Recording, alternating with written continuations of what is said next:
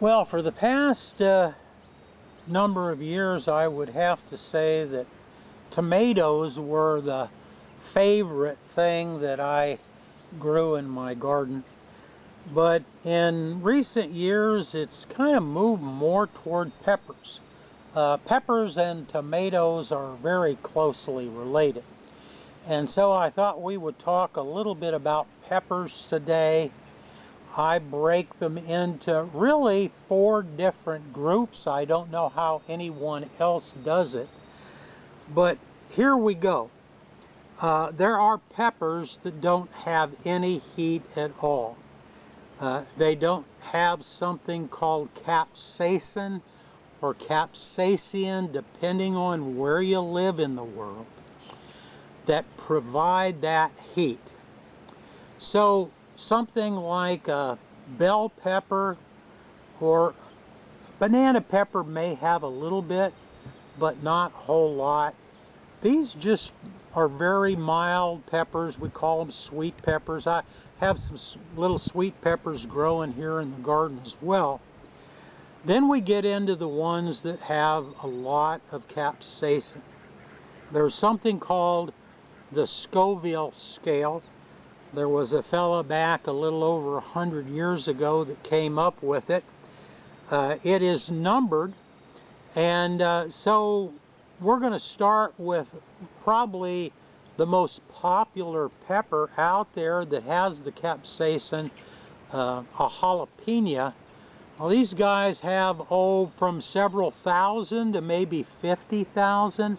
There's a lot of variability by the exact variety of the pepper and also its maturity level. One thing you can do if you want to cut the heat down is cut it open, clean the membrane and the seeds out. Those are the hottest part of the plant. But jalapenos are very popular, and it's something a person could probably eat readily. Now, I don't think that the Tabasco pepper, this is a really wonderful little pepper, I grow lots of them, is that much hotter, but when you look at the specifics on it, they may say this could go up to 100,000 Scoville units. You've got other things like chili peppers that are hot, you know, they're in that range, but these are all in ranges that you can deal with. Then we get into the third group, and these are the things that are going to light you on fire. When I was a young man, adventurous, somebody said, "I bet you can't eat one of these habanero peppers." And I gobbled the thing down. It started out slow, it got hotter and hotter, and I thought I was going to go into anaphylactic shock.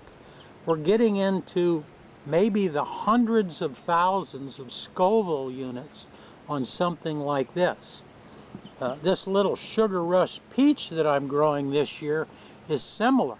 It's sweet, it starts out nice, and then it just gets hotter and hotter. So these things are really almost too much for the average person to eat.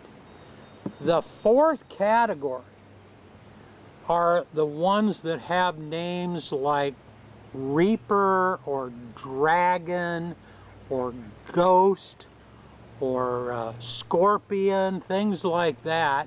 And literally they can get into the millions of Scoville units.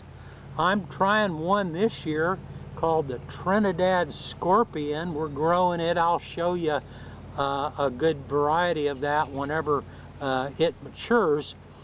But literally these things have caused people to go into cardiac arrest. You simply can't eat these things.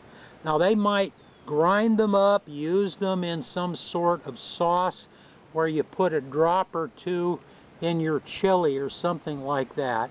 But honestly, they're just way too hot for people to eat. So now you know a little bit more about peppers. You have a great day. Let's keep it wild. and consider subscribing to the channel if you're interested in this kind of content. You all have a great day.